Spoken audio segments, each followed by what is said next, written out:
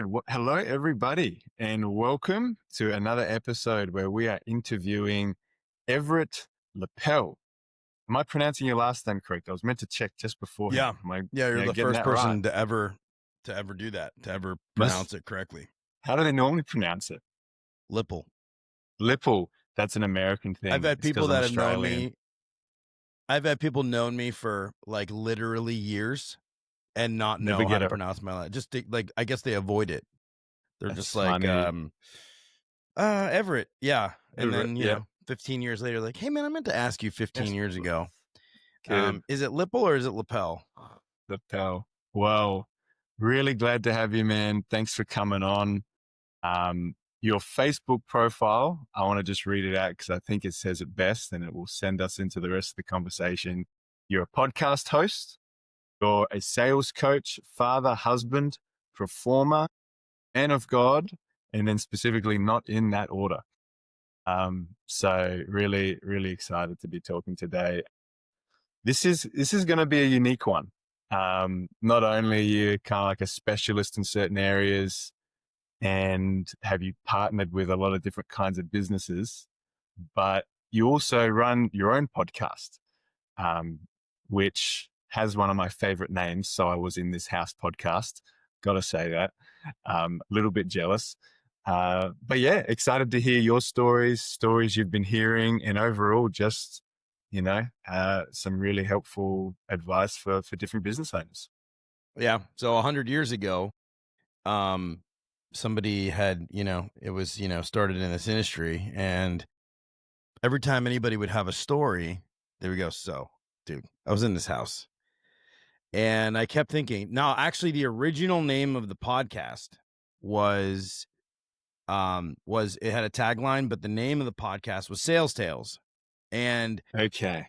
part of the genesis of that whole thing was like, yes, it was Sales Tales, and then the tagline was, so I was in this house, and it was service and sales tales. But I liked the sales tales because it rhymed and it actually caught on pretty well.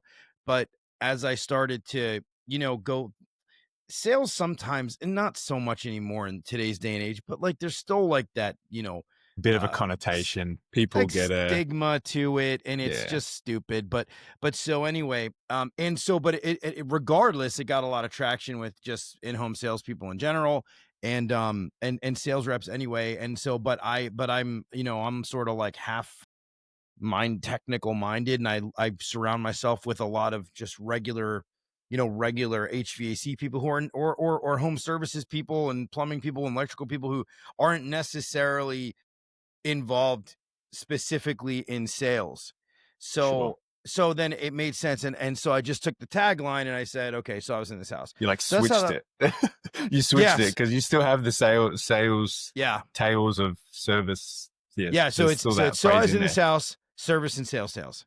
Service and sales. And Yeah, nice. yep. And so at this stage, at the recording of this episode of you and I right here, I'm about 65 episodes in. Actually, one of my episodes. List some of the names of people you've interviewed. Some really cool people. That'll give people some context for what we're gonna be talking about. Yep. So I've been kind of blessed to have been involved with a lot of these better practice groups, and also just in general, I've done a lot of like incidental and accidental networking over the 16 years that I've been in this business. And I love to talk to people, and I love to learn this business. And I was really, I've been really successful, and I'm still in the industry. So, I've been really successful with, operating companies, doing sales, helping train service, and helping train communication skills with technicians, and communication skills with, sales reps to maximize their, effectivity, ultimately leading in higher production. And so, and I've led teams up to 20 something people, spanning over 16 years. And so, I've always loved the concept of having, conversations with people. And I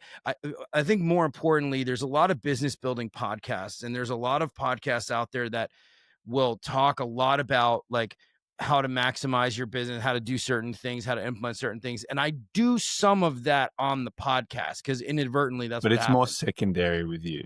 Yeah, but like I do have I have an episode series coming up going, what do you like better? What makes more sense? Selling techs in the field, or, you know, or sales reps where the tech turns it over to an actual sales rep. Like, which way do you use? Why do you believe in what? So, I mean, that's a very business operating sort of topic, but it's something that I'm very passionate for. But yeah, the genesis was really telling stories because we'd have all these stories and they were just hilarious. Like, I mean, these, and some of them were heartwarming. So I have one question that I ask on every single episode, and that question is, what is one interaction, one experience that you've had with on a sales call, on a service call that has shaped you, that has moved you, that has changed your life in some sort of way? And so, and I can't wait to stitch them all together at some point in time and do like one long episode Just of one long episode of all the and just the nice. answer to that question. And I love to get to the human aspect. I'm a very human person. Is And there we listen. any like common theme have seen across those? Is Mm, there any yeah. repeating sort of things? Yes. I can tell you right now that most of the experiences that they will respond with have genuinely shaped their lives. And I mean so profound to a point where it like they learned so much from it. I've gotten some of those answers have blown me away. Some of the experiences are not necessarily with people either. Sometimes I had one guy who said that he, thought he went the extra step for the customer and he did all this stuff. And then at the end of the day, he didn't get the sale. He didn't get the job. And he said, I thought I went above and beyond, but when I reflected into myself, I realized I didn't. I didn't go above and beyond. I missed a bunch of things. I missed a bunch of steps and I was being presumptuous. And it helped him to realize, like, don't presume to know because you don't know. So that was really reflective. And I've had a woman Interesting. that was literally the HVAC tech was invited to her funeral, like spent time with her all the time Wow. and went to a funeral of a customer that she used to call and they'd play chess together. And their bond was so amazing that their whole family, and I forget if maybe she even gifted him something when she died, but so that's the thread. The thread is that, yes, it was so impactful, but it wasn't like impactful I just might need to borrow professionally. that question. What's that? I might need to borrow that question. Yeah. Don't worry. I'll reframe it. But I mean because what people miss, and one of the reasons I've kind of started heading in this direction as well and wanting to connect more, is that when people think about trades like HVAC, plumbing, electrical, they just, especially in Australia has a little bit of a different view of tradies. That's often the word we'll use them. Just Tradies. tradies. Yeah, Tradies. that's, yeah. And they, it's a bit of like a blokey thing, and, real relaxed at times as well. But Well, it as was I here was, too. It was relaxed here too. It mhm, it was. The industry has changed. It was most definitely much different and some what years now, back, and has now there's it a become more hustle now, or what would you say the no, shift's it's been? become much more professional. There's many more outfits that are in the industry that are owned by large investment groups or private equity. Um, there's, It's it was changing the the way you got to get in it was the and Wild compete. West I mean, for a long time. And I'm not saying there wasn't, a business aspect because it is a business. At the end of the day, it's not So there's charity always work, going to right? be that. Yeah. But it has changed quite a bit. When you go from a bunch of guys who probably barely graduated from high school or maybe didn't graduate from high school and they started a bunch of companies, and this is just the reality, right? I mean, I've been in groups with these guys where you get like real salt of the earth people who are running these outfits. And now, you have some really sophisticated operators operating the way that they operated in corporate America. And Well, they've applied those concepts right into what is being done in the HVAC for world. local, it used to be just for big corporate companies, and now, smaller local companies, would you say, are they needing to play a different game now to compete with what these other guys are doing?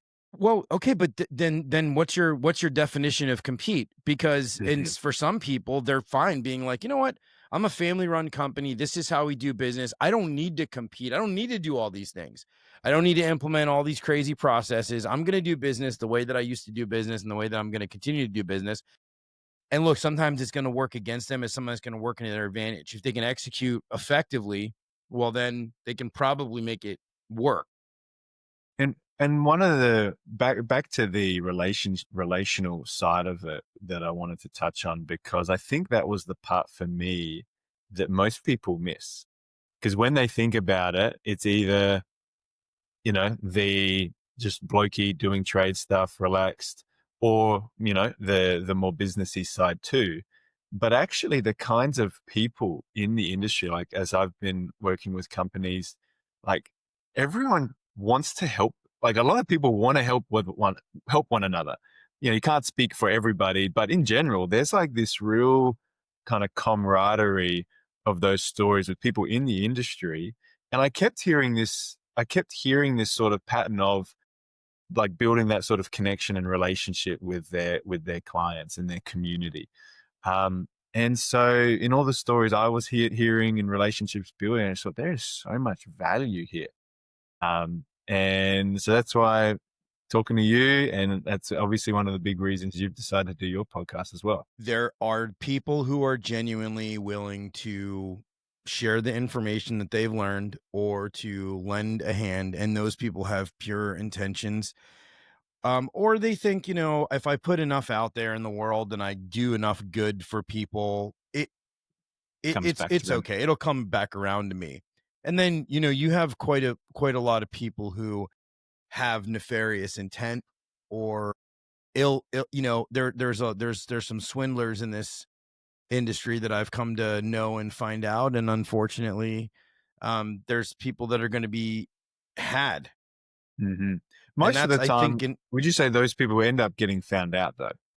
Would you say, or is these people no? can operate for a really long time. Okay.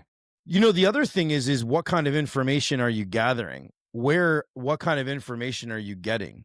Because I've seen people get some really bad information and act on some very poor advice and think that I'll give you a great example. So all of the business practice groups are fantastic in their own way. Okay, there's different trades organizations that a lot of companies belong to, and so all of them, a lot of them are similar in the respect of like, here's a process for this, here's a process for this, we have a bookkeeping process, we have some software that can help you out, and all of those tools are fantastic, right?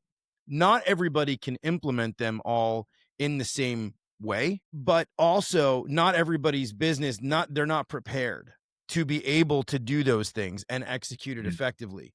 And So so what's your advice? What's your advice then to people? Because that's a good point especially in today's age. You got nefarious people, you have well-intentioned people, and then you just have clueless people. And there's so much out there and people are trying to sort through it. What would be your biggest encouragement to business owners who are kind of hearing all these different pieces? It's like, yeah, you're right. What am I meant to do given all that? You know? So what would you like to find those right people, to find, the pieces of information, the coaching, the help, whatever it is they need? I think it has to feel. I think I say feel because I mean it. Like I think it has to feel like they can execute it and feel right.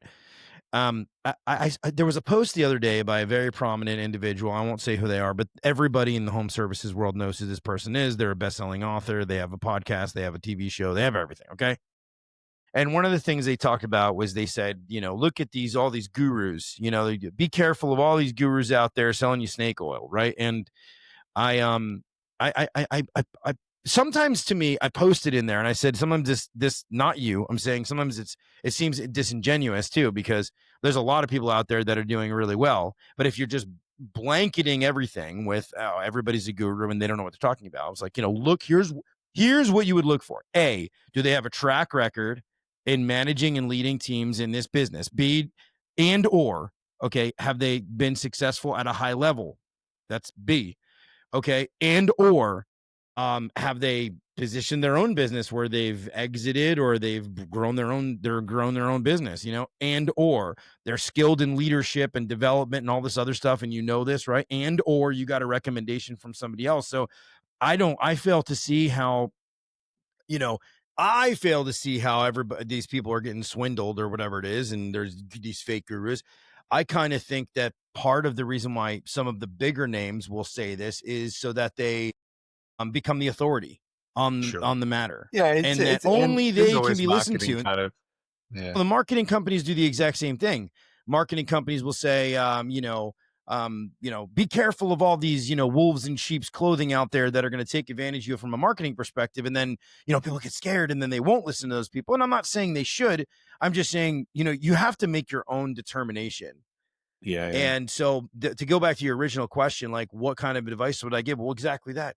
Like I mean, it use sounds your like a due lot of diligence. experience, results, and I guess a relevance to what they are offering. Because you brought up a couple different categories in terms of leading teams and having that leadership experience, and what all, like, is the thing you're getting help from them on. Can you see a direct kind of result that they've been able to produce on the thing that they're suggesting? Oh, I can help you with this. Yeah. Listen, look, I can manage a P&L. Okay. I can look at a P&L and I can say, okay, I know where we're at. Right. But I can tell you this, I'm not an accountant. You're not going to give I'm not going to, advice. You know, yeah, I'm not going to yeah. give you, The, I'm good the at, strategy on how to I, do your yeah, strategy bookkeeping on and know tax your numbers. shelters. No, I'm Yeah, not yeah. going to do that. But I can tell you, I'd be like, okay, look, it looks like your direct costs are a little high. It looks like your overhead's a little low. Whatever, well, that's a good thing, but whatever it Mm. is, right? Like maybe we can add a little marketing spend here. But like you would come to me for sales advice. Like you would come to me and say like, "Hey, I want to train my guys on how to communicate more effectively." But I wouldn't pretend to know about, yeah, like I said, like the how to how to really run inventory in your warehouse. Like I can figure it out because I'm smart enough to go, okay, cool, this is how we're going to stock the shelves. But I'd And you know probably what's go, involved. yeah, I'd go to a guy who's been a warehouse manager for 10 years and say, hey, what do you think? Well, I think it's better if we barcode them and maybe we have an inventory management system. Great. I mean, those are great ideas, and I sure I can help with that, but it's not my Yeah. specialty, right? And that's where uh, asking those really precise, kind of nuanced questions, I think, is one of the ways you can really discover whether people know what they're talking about. And then, because, in terms of warehousing, you just brought up a question I'd have no idea the answer to, do we barcode them or do we do something else? And so it's like, I think people, if they just really think about the problems they're having, get really precise on that. And then when they're engaging people for help, asking those questions and then assessing the types of answers they're getting, you'll learn a lot about someone, whether they are, you know, just someone that can read the P&L versus someone that actually understands all the different ways the taxes can be moved around and waddle. So Mm, it yeah. there's a lot people can do to really make sure of that. But I would like to talk about some of that sales stuff, because what would you say over the years for you? And I'd like to hear maybe a bit of an overview of what that's been, because you were obviously in the space before starting the podcast. Um, but what would you say is your sort of purpose in the space, and like sub purposes? Like, is the podcast your main thing? I know you do some sales coaching and training as well. Like, what would you say is really like, so that will help us continue the discussion with where your kind of expertise Yeah, is? no, the podcast is not my main thing. It's definitely a hobby. I mean, I have been able to be fortunate enough to, garner some sponsors and some interest so I could make a few bucks to keep it going, and, a couple bucks left over. And, I was chosen for Service World Expo, which is like I'm one of 4 podcasts there. So like, and this is only a year and a half in. So, something resonates with this, but I mean, and honestly, it's become a second job Sure. where, Yeah, amount of and effort it is. there's a lot of Preparing, scheduling, all that. Yeah. Yeah, and so I've tried to get it down to a science, and, my next step is Even really to us try to. scheduling this was such a fun back and forward at all the Yeah, different times and sorry. all. You're all good. Well, so no, and so I am a hired gun. People do hire me to come in to do training. People do hire me to come in. I just came off of a stint working for Kenerator, which was the new startup by Ken Goodrich. So there's 3 branches. Dallas was, the smallest of them. It was a tiny little company that they bought here, and things didn't work out, and they're not always going to work out, right? But we gave it a go, and not for lack of trying, just things didn't work out. So I did that. That was a full time thing in addition to the podcast and some other, some other things that I was doing. But now I've actually, because I've been in leadership for the last 6-7 years, I'd been out of the field for a really long time, and I actually this last month or so, I decided I was like, I've been coaching people things, but can I walk the walk? Can I Yeah, still because you've been actually out of get that space for can I for a still while. actually go back out there in houses and make it happen? And so I did. I partnered up with a company here in Dallas, and I crushed it, absolutely murdered it. Like I went out, That and must it was feel nice. good. It was It's nice. been you say it's been 7 years since you've done that? Is that 6 years since I full 6 time was. So the moved out of it? last time I was actually in the field and not doing, management, leadership, and running teams was 2019 going into 20. So that's, yeah, so 5 years. But I was running the team at the time. I was just doing overflow sales. So I was kind of as it was so that's 6 years ago. But anyway, so then I absolutely crushed it. I mean, I think something stupid like $300,000 in like 3 weeks with like no leads. It's pretty crazy. So I was like, That sounds okay, like a cool story. it was actually, and by the way, because I've been worried about other people for like a long time and building teams and running things and running the P&L and doing all of those other things for, a few stints, different companies, large organizations, big public organizations, public companies. At one point in time, I had 17 direct reports. I had 25 direct and indirect reports, and this is over the last 4 or 5 years. And so it was just nice to just worry about, what I was doing and make sure that I was doing it the a right way and the effective way. And it was so sort of like therapeutic in a way because I just hadn't done it. Anyway, very, very, very cool. I've really enjoyed it. I'm still going to continue to do it for as long as I can. But now I'm actually moving into, and again, working on a Are you partnership. still in the leadership? You still in that leadership space as well? You're just I getting will back in the stay field in to leadership as an adjunct. So I will do like a fractional sales management position if somebody wants me to come in and help them out in some sort of way. But I don't know what the future holds at this point in time. So I'm not yeah, going to close any admire. doors. Sure. And I admire just your humility and what you said before, because it's like obviously you do know what you're doing and you have done very well. But then, you're mentioning, the one arrangement you guys tried hard and things didn't work out for whatever reasons there were. And I think that says a lot in terms of, you know, because when that makes people insecure and they feel like they can't talk about it or that, that worries me a lot. If you can just be like, look, we're working hard and markets are different and there's always different personalities involved and different goals being hit and resources you're working with. You just do what you can. And so I'd be really interested because I just had those two things. You've had this awesome month or however many months it was. And I'd be interested to hear the parts of that was like, why did that go so well?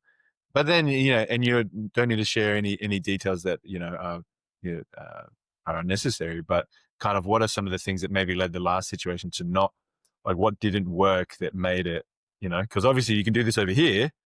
Why Yeah. it didn't happen over there? Well, so they're two different products. One Yeah. Okay. was a standalone generator startup, which the word startup is in Sure. that, right? It's a brand Yeah. new Okay. company, didn't exist before. Really cool to create stuff and make you be a part of marketing initiatives and branding initiatives in some respects, and try to be responsible Totally for different. boot. That's totally different. playing field.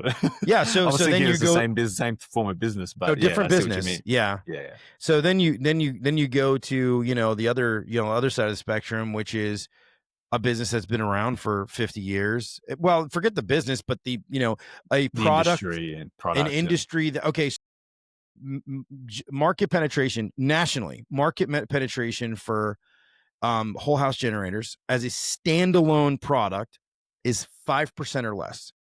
So 95 out of 100 people don't have one, and most of them will never shop for one. So it's a very specialized product. Now, is there a market for it? 100%. Okay. There's branches in other parts of the country, part of them that some of them were owned by the company I work for, that are doing absolutely fantastic. Many of these are coastal areas that receive lots of flooding and storms that happen often. so therefore the And generator side is and it's almost a necessity. The generator business, I mean, at one point in time, one of the branches that we had, it took 2 weeks just to get a call for a sales call. So, that type of demand, okay, is a lot different than the demand in, let's say, inland cities, the Indianapolises of the world, the Dallases of the world. So anyway, there's dynamics, there's market dynamics, there's differences, right? And I think that, smart people that are involved in that style of business are acutely aware that they have to focus on specific targeted geographical areas for demand reasons. Mhm. So So that then why did demand, the other side then, what was it that worked so well? Because you said you got back in the field, hadn't been there for 5, 6, 7 years. Was that was that I'm sure it was a mix of market conditions there as well, but what were well, some it's of a the key different things you business, and did? also it's an Because you air said conditioning. you had no It's leads. it's So an I'm like, it's how'd you do it? it's an air conditioning. One of the things that I realized from teaching and coaching and managing people for long periods of time is you actually become a student while you're teaching people. So every week that I ran my meetings with my service and sales team, I would have a different topic, and I broke up my meetings into not just sales training and not just technical training, but I would do um, leadership development or some sort of personal development. Like I had my guys, okay, take out, okay, this was around like New Year's. And I told them, I said, look, guys, I know that New Year's resolutions are taboo and like everybody thinks they're a bunch of crap. I said, I believe in New Year's resolutions. And here's what I want to do. I want to go around the room. This had nothing to do with sales. This had nothing to do with service. I went around the room and I said, okay, everybody, I want you to write down and just I want you to write it down what you want to accomplish, okay? And we're going to go around the room. Everybody's going to talk about what they're trying to accomplish. I want you to take that little piece of note. I want you to that little note. I want you to put it in your wallet. I want you to hold this in with you. And when you start like debriefing calls and whatnot, and you're in for your one-on-ones, like you and we're going to start talking about this.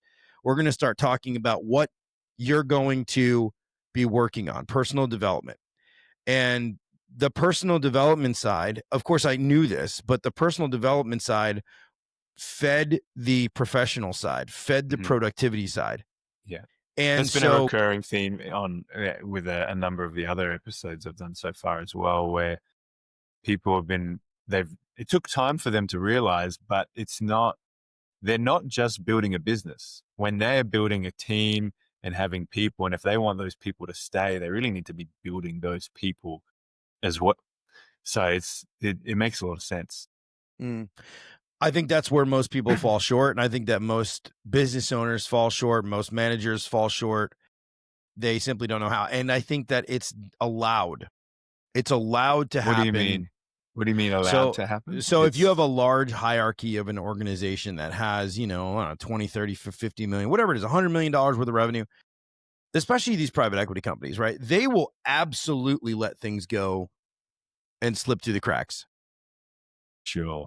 They So when you just say allowed, there's just lots of room for failure because there isn't that intentionality to keep only it. because there's no attention being put to it. But if they have good advice from people and then there's attention put towards it, then they will absolutely end up being successful in that and drawing attention to it. But the problem is when you're like everybody's looking at the bottom line, the metrics, the KPIs, you start forgetting that the KPIs, the metrics, they tell the story. The story is actually produced by the results, and the results are produced by your people.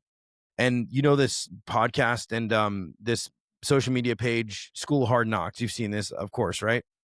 Where he goes, "Excuse me, sir, is this your Rolls Royce?" And like, "Yes." "Oh, what did you do to get wealthy?" "Well, I invented, Snapple." "Okay, great." Well, That when was you the listen to result, but those, there's a lot more to that to what's actually that? get there. Oh, There's well, I just he'll be like, what's one piece of advice that you can give me?" And almost every single billionaire or 100 millionaire or decamillionaire will always say, people. Make sure you invest in your people. You treat your people well. Nothing gets done without your people. No matter what kind of systems and processes you put in place, no matter what kind of technology you put in place, it's people that actually get the job done. And so I think if you point attention to that, then it shines lights. I think better running organizations, invest in their people. they're people. So Well, it's funny that because even when we were talking earlier and we're giving examples of the different things people can invest in, we're talking about their bookkeeping and we're talking about their marketing and we're talking about their warehousing and their sales process. And so those are all just kind of systems and objects. But each one of those underlying it is, like you're saying, the people. Is there, you mentioned one little tip on kind of stepping into that, um, building people. You mentioned setting the goals and then kind of bringing that up, I guess, to see how they're going with it. Is there anything that you've kind of intentionally incorporated or trained other business owners on to begin moving in that direction? Because you're right, it's very easy to just let that slip when you're just focused on the numbers. So how would you, if there's a business owner who's like, oh, never done this before, I want to start investing in my people like that. Is there some quick wins? Because not everyone thinks like that and necessarily has those relational abilities. yeah, I mean, I've brought it up. I can influence it for certain. I was working with a company recently that, they're like, "Hey, we want to do all these things. We want to implement the correct procedures. We want to get the red sales procedures down." And so they wanted to bring me in. And the longer I started working with them, the longer I realized that these people were not prepared to do it, nor were they, I mean, I think the intentions were good. There was it was a couple, married couple, own a business, trying to make it work. They had some success, but they've been running their business a certain way. Uh-huh. And, so I don't think they've gotten to that point. And I think that that's So unfortunately what's the not a limiting? low hanging fruit. Right. So the limiting factor there is it, you know, is it the ability to adapt? Is it like what is it that is holding a business owner back that stops them from doing it? Are they just too blinders up and not self-aware of what's needed? Are they got this? Because I know relationally, because I do a lot of kind of church pastoral stuff as well. It's very easy for people to just latch onto something and think this is what they need when it's really not what they need. And for some reason, whatever it is, their experiences or what somebody's told them, they're like, they don't even know they think they need it, but that's just how they're acting. And so how do you overcome that when people are not necessarily aware? Do you just let them go on that journey and they'll discover it as they do? Or are there conversations you have to be like, let's highlight this? So moving past the whole like implementing, personal development, just move that aside. In general terms, if somebody does not want to, like, I'll give you a great example so that we can get specific. If I have a sales process that I can put on paper and I can show you, I can say this exact sales process built this company right here in your market, okay, from $10 million in sales to $50 million in sales. And I'm using real numbers here. If this is your goal, if you're saying to yourself, how do I get to that point? and I say, here's how this company did it. They've done it already. Here's how they hired. Here's how they fired. Here's how they implemented this process. And you can add your own flavor, but the bones are the same, right? And I didn't make this up, right? So here's what you're doing. You're creating real story, real yeah, system, real it's a results. real system. I'm telling you a real system, a real story, and a real process that has been implemented before. And you want to know how they're doing so well. How are they able to do this? Well, I'm telling you, I have the recipe. And I also know the organization and the people that have been helping this company to achieve these things. And then you decide for whatever reason, you know the formula. You already know the formula, right? But you don't act on it, or you decide that you're going to change that formula in some sort of way that is not like a little change, but like a big change, right? And you're not going to implement those things. It's not about overcoming it at that point in time. What you have to say to those, in my experience, what you have to say to those people is, look, you see the results, you know what has to get done. It's probably a hard decision. It might be a culture change in your company. There might be people that unfortunately will not make it through because they don't want to adapt. But this is what it is. If we want to find another way that takes the sacrifice or the gamble out of it, I don't think we're going to be as successful. We can certainly try. But you show them results, you build trust in what they have already seen, and you just say, here's the formula. I'm giving you the cookbook, right? Here's how we do it. And then you just hope that, they're going to. I've been amazed at how, and I've even caught myself doing this. You get given these formulas, and let's say they are good formulas and they are working, they do work and are proven. The amount of times people want to kind of modify and change things for themselves. Like, I think I know better. I think this will work better here and this will work better there. But that's based, and often that's based on nothing. We just have this opinion. It's like, well, this preference. Yes, but I will say that, and this is to go sort of not against, but in addition to what I was saying, consumer buying habits change pretty rapidly. The wider market changes pretty rapidly. So again, this is why I'm saying, like, the avatar, the scarecrow, right? The bones, the concept is the same, and then you can sprinkle flavor. So it's okay, in my opinion, if the business owner goes, well, no, actually they did it like this, I'm going to do it a little bit different, but we're going to keep the same flavor. See what I'm saying? Like, I'll give you a great example. Sometimes there's been phrases and verbiage that have been used in sales processes that have been taught from every single sales, training organization. And I think that now in today's day and age, I find that they come off a little bit disingenuous the way that you say them, and they're awkward. So you would switch the way you said them so that it sounds a little bit more natural. And I would encourage every sales rep that I've ever worked with, or service rep, if they don't feel to sound comfortable, natural. Yeah. I'd rather you sound natural and say it the way that it makes sense to you than sound so unnatural to say it in another way. And I'll give you another example. So it used to be like these completely canned pitches, canned speeches, like things like step by step by step. And there's nothing wrong with those. I have managed people who have to follow a script, like they just feel like that's the way that they have to operate. And I'm like, that's okay. But I'll give you an example. I think a lot of people will be more successful if they follow framework with a checklist and sort of a philosophy than having to actually follow an exact dialogue in a service or sales process. And I'll tell you something that in today's day and age, especially because we're so vacant of it in our world, where everything is a touch away, everything is automated, everything is, at the touch of a button. Like, I grew up in the beginning part of my life in a very analog world, and I, moved into the digital world. And you're young, you've probably spent your entire life in the digital world. What's analog? So, exactly. So I will say that human touch and actually bonding with customers, and again, this is part of why I started this podcast to begin with, this is a quintessential piece that many people are missing today. And if I'm going to write a book, and I haven't, I'm going Is to, it going to be called So I Was in This House?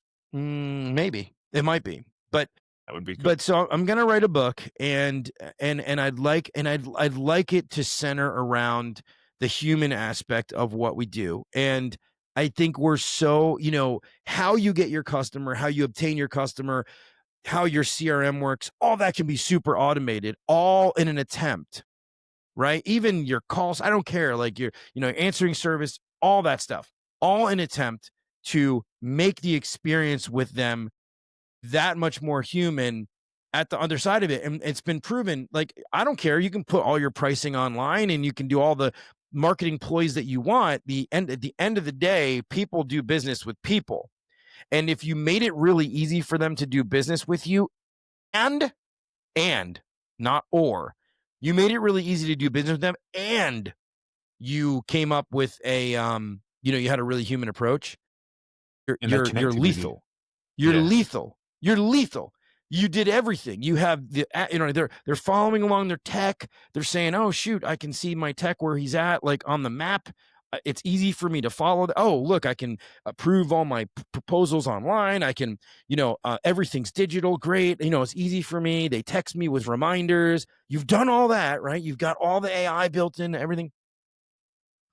And then you got like a superhuman guy that just goes out there and like, does all the polishing, touches on everything. Because I don't think that people will purchase 10, 20, 30,000. We've had it now for 15 years. 15 years. We've had the ability, or 12 years or whatever, that we've been posting, the price of $15,000 HVAC systems online right now. You can go online and purchase it from beginning to end. Ask all the companies that subscribe. They'll get a call, right, for a tech or a sales rep to go there right afterwards. They'll select a system. Ask how many of those are happening without any human interaction at all. Just literally clicking it where like Amazon sent them to. Ask them how many they actually sell completely online. It doesn't happen. I haven't heard.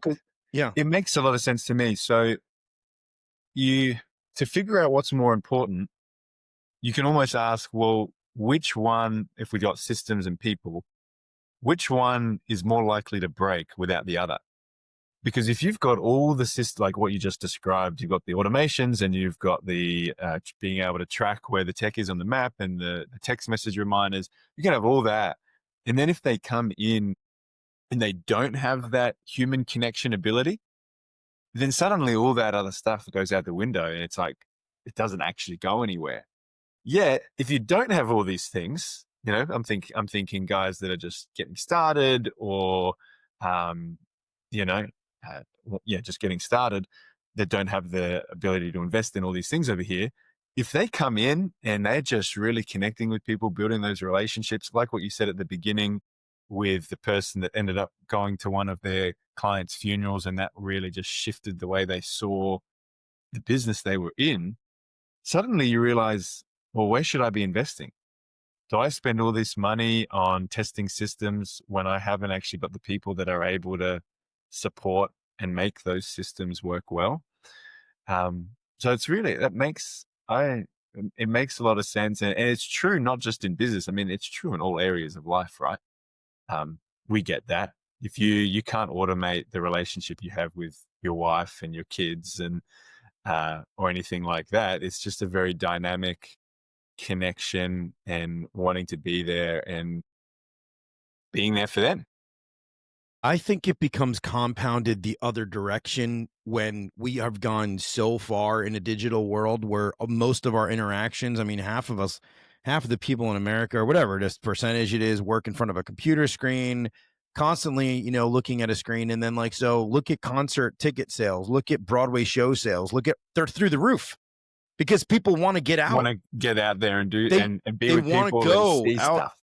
They want. I'm telling you, the desire for human connection is pretty crazy. But going back on this, and I love what you said there.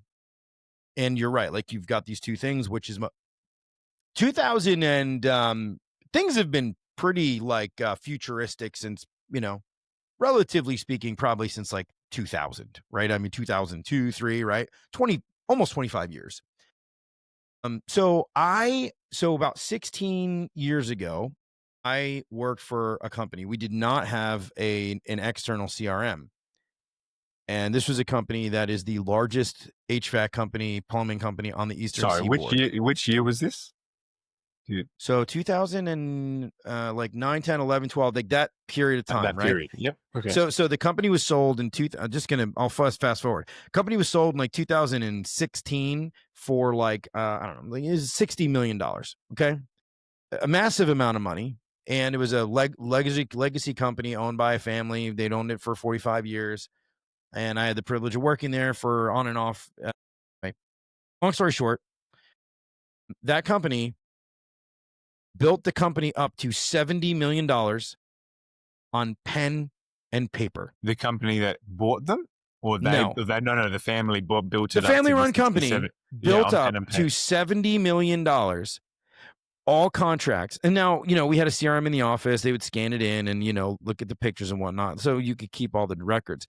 But there was no dispatching software. There was no, it was in the office, but there was nothing. Nobody had anything on their phones. Nobody had an app. Nobody presented. Everything was done on pen and paper. Okay, I'm talking like your options were written out, handwritten, your invoices were handwritten, and that company grew to $70 million. We're not talking about 1985. We're not talking about 1995. 2016. We're talking about 2016. And it was just long form legal size. And then you snap a picture and then you scan it in. I imagine whoever bought them would have been super happy because they just see all these opportunities to like automate parts, and wow, They lost hopefully money not for 4 losing. years. They lost Yeah, money they for did. 4 straight years. They did not Okay. make a profit for 4 years. After buying the business, again, and that comes That's down to culture. interesting. Yeah. That comes down to Yeah. culture. You come in, you try to change everything, you try to do everything. You undertake, you buy a massive business, you have to operate it. And they lost money for 4 straight years. Now they've turned it around since, and they've made a bunch of money on that business. Now it took them that long though. Now going back to our conversation before, what if they would have operated that business with a little more, care, and made sure that they, and I think Talking they, about the new guys or the new I guys? think they thought they tried. I think they think that they tried to They're keep the genuine, mate. culture Yeah. as is. There were other mitigating factors as to why they didn't make money. They bought the business after 2 of the largest hurricanes that had ever hit the Eastern Seaboard came through, and there was a massive amount of millions and millions of dollars of work that was done. Hurricane Sandy and Hurricane Irene happened two straight years. Irene happened, then Sandy happened. It decimated. Go Google pictures. It's nuts. It decimated the entire Jersey Shore. So, so there was a bit of an inflation there in terms of the amount of business. yeah, that they bought the business that next year. Yeah, and so Yeah. that work peters out. Or 2 years later, they bought anyway. So long story short, there's no, it's like there's no rhyme or reason. But now what's happened is it's such a saturated space, a lot of smart people involved, right?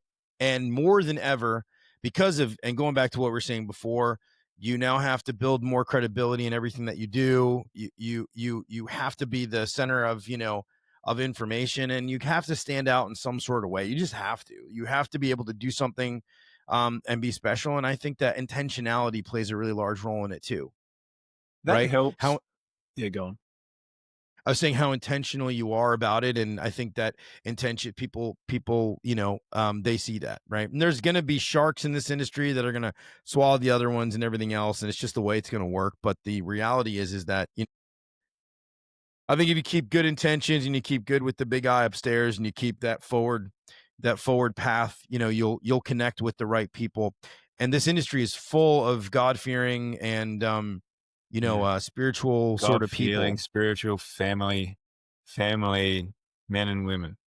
Yeah, It's very important, I think, for most people. I think for most people in this industry, there's a lot of companies that even operate with faith in in the mantra of their business. There's one here in Dallas, actually. It's like it's 3 F's. It's like faith, family, and something else. It's on the door of their their business when you walk in.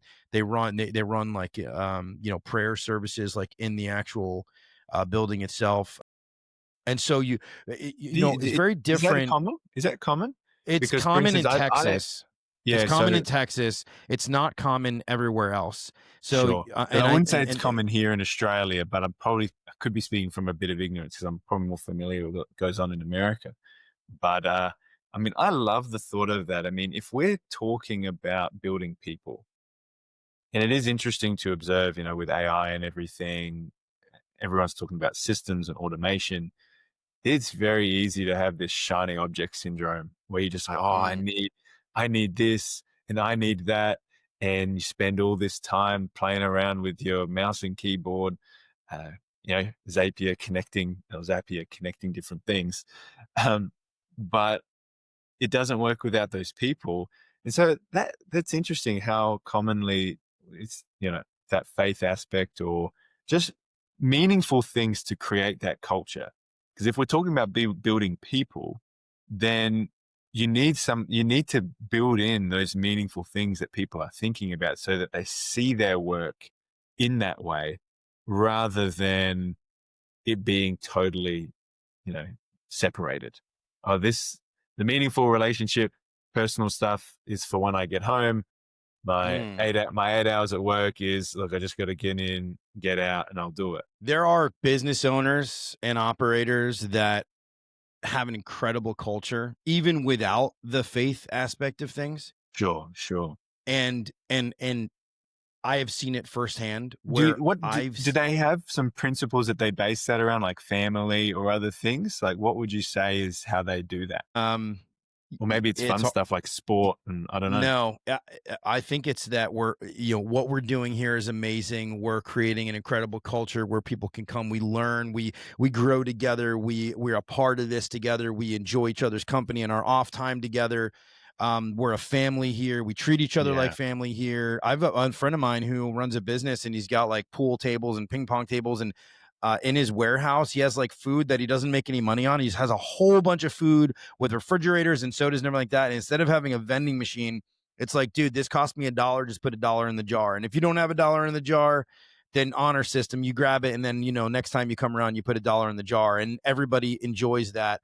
And then, company meetings and camaraderie happens in that respect. And he doesn't have a religious aspect at all to his business. sure. But the thing is, and I've seen this be masterfully done is when you're like, so some of these companies have like charity organizations they donate to. That's a big part of it. And I know that one business owner that I worked for had he was a Mason. And one of the things that they did was they donated a lot of time to the like children's hospital. And we did a charity event at Ronald McDonald House, and everybody was encourage, if you could come, and everybody went, and we cooked dinner for these families who are waiting for their children to have these surgeries done. And that's what Ronald McDonald's House does. You don't know that. Like, Ronald McDonald's House houses the families of people that live outside of an area, and they bring them in and they're like, hey, you can live here,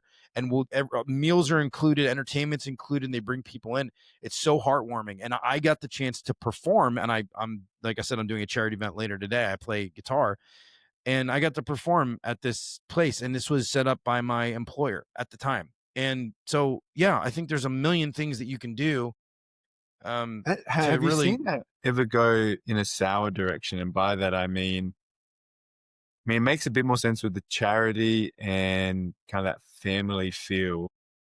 But, for instance, something like faith, how would how would you maneuver the fact that, for instance, maybe people feeling like that's, let's say they don't have a faith, they don't attend a church, that sort of thing. Is it, have you seen these kind of culture things be exclusionary in a way? How do you overcome that when they're, not necessarily everyone shares the exact same values? Is Mm. there Well, then is you hire for the values that you do have, because right, then you'll so have a really great I'm not organization, wouldn't you?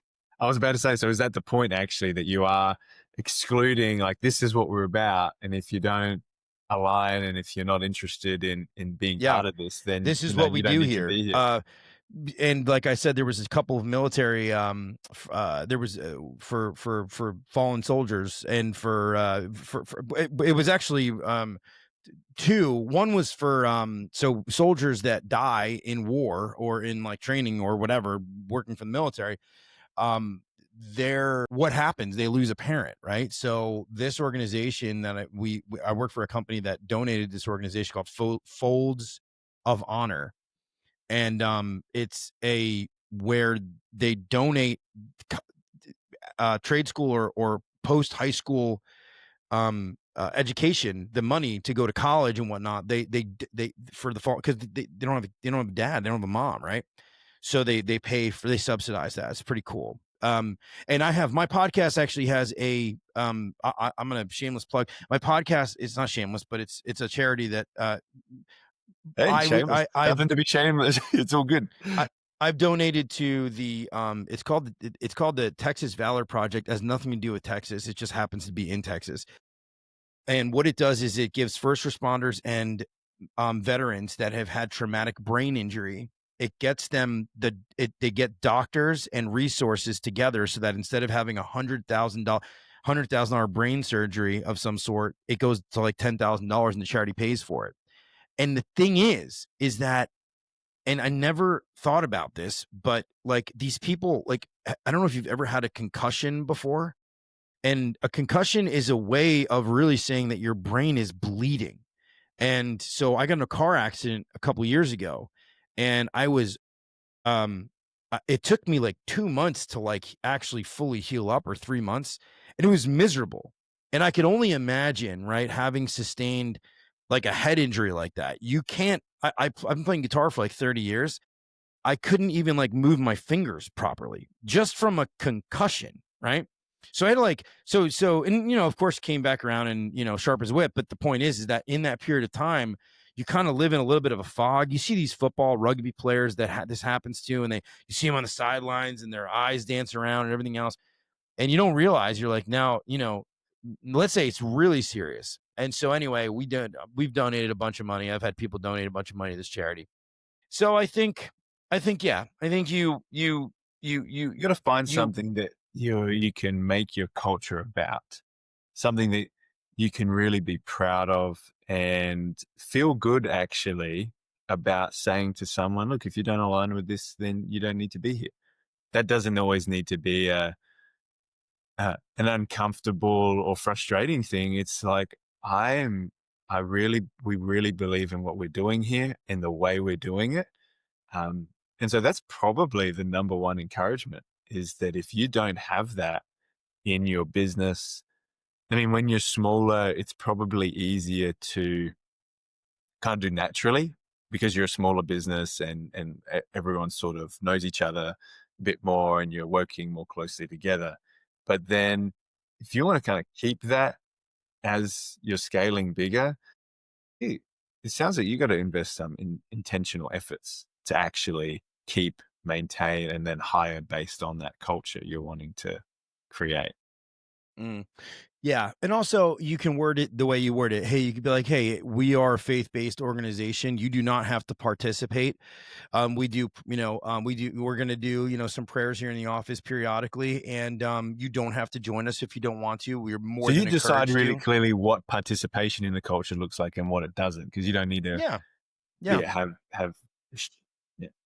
Let me, and then, we can wind this down. We're getting into an hour now, but I know, dude, I could talk to you forever. You're very easy to talk to. And you ask really great questions, which is really a great, I love hearing mark. that from another podcast, another podcast host. How awesome. Well, you Hallelujah. have to ask questions that will, as a podcast go, we'll go into it a little bit. As a podcast host, you have to ask questions that will invoke interesting response and be able to engage the conversation, because long form podcasts, I mean, this is how people are.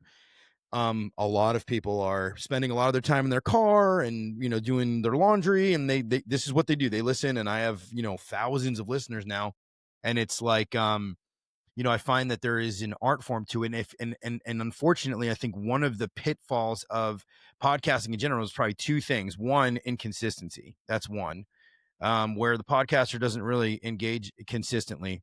And the second thing I think that tends to happen is, I'm actually seeing um, this being relevant to the business conversation. So let's keep yeah, going. I'll connect it. consistency. And the second thing is not is not asking the tough, probing sort of question. Yeah. Thinking And it's really just and not caring. uncovering enough, not to step on your words, but No, not you're good. uncovering enough, because the issue, I think, even if you're going to correlate it to the business world, is like sometimes going back to what we were saying, like you're not willing to make the tough decision. You're not willing to ask the tough question. And sometimes you have to. And I had somebody text me, actually it was Sam Wakefield. And he said, "Man, you don't pull any punches on that." I'm like, "No, I ask everybody before they come on. I'm like, is there off topic Anything off subject?" topic? Yeah, Well, it's yeah. been to my detriment too, because there's also people that don't want to work with me because I'm Because I know where you're super going to go. no, because I'm super candid about things, Sure. and I'm not gonna just fall in line with every single thing that you're gonna try to push and shove down people's throats. If it's great, I'll promote it, and if I view it as something that's not great, then I will not just blanketly promote something or let you come onto my podcast and spew a bunch of promotional jargon, because I get, dude, I get 4, 5, 6, 8 emails a day of people like, "Oh, hey," I'm like, I don't, this isn't the platform for that. We're going to have real conversations with people, and we're going to have, real serious conversations and joking conversations too, but it's all going to be Yeah. real. No matter Yeah. what it is, Real, it's going to be real. wherever it goes. Well, that's the connection I was seeing, because when you talked about consistency and going deeper or under uncovering it, all we're doing here, you and me, is building that connection relationship. And then the podcast is doing that with the listeners in terms of wanting to draw them into that conversation. And so if you're wanting to begin building a culture, focusing on those things is probably a fundamental principle that you can really be intentional on. Be consistent with wanting to build those connections with the people in your business, and just try go deeper, whatever that looks like. And I think that's awesome. I could talk to you forever. We need to do this again, Everett. But how about last word to you? You hear a lot of stories. You talk to a lot of people. What would be the most recent story that's just really impacted you? I won't say the most impacting of your whole life, but just recently, something that's really got you thinking differently, that would be relevant and helpful to others. Well, I guess most recently I had a conversation with, and the podcast episode is out on audio and video. It was with Billy Klein. And I didn't have the full conversation with him until like the other day, which was weeks and weeks after we recorded the podcast episode. And so he views himself as neurodivergent in some sort of way, and he jokes about it, right? And he had said that, so I don't know if you know this, he makes the doors. Like, so he doesn't just like sell the doors and go get them from the door manufacturer. He has a warehouse where they custom make the door, design, right? and all that. Yeah, yeah. But he didn't start out like that. And he said to me, he was like, it was only like my own stupidity that I was like, man, I bet you I could do this better. And so he just started buying like manufacturing equipment and everything else. And he will admit he's not a salesperson at all, not a salesperson, right? He doesn't go to the house to run the sales call. He doesn't. So he's going to sell you a front door. Okay. Beautiful, handmade, whatever front door with the window and all that stuff. He's not going to go to your house. You're going to give him the measurements of it, right? You're going to literally go out there and give him the measurements. I'm not kidding you. I wish I was kidding you. And he's going to quote you on the door. And then there is a He's going to make inspection. you work so that he can tell you how much money you're going to give him. So my point being is he's not a salesperson. He doesn't know how to sell. He says it. He's just a really like authentic guy. And he has done tremendously doing that. He does all the appointments over the phone, maybe Zoom, texts a couple ideas for the whole thing is like, so, but see, he made the system faster, right? To get people to where they were. And he's done tremendous amount of things. And it made me think, I'm like, wow, like you could go completely against the grain of everything that everybody's doing. And you could be so successful running no process. Just like, hey, I make some really cool doors. Can you measure your door for me? Like, you measure your door for me, and I'm gonna, That yeah, is, pretty I wild. love that case study of what Billy's doing. Because he's everything is just about the doors with him, and yeah, just the fact that you can really do one thing really well and do it successfully.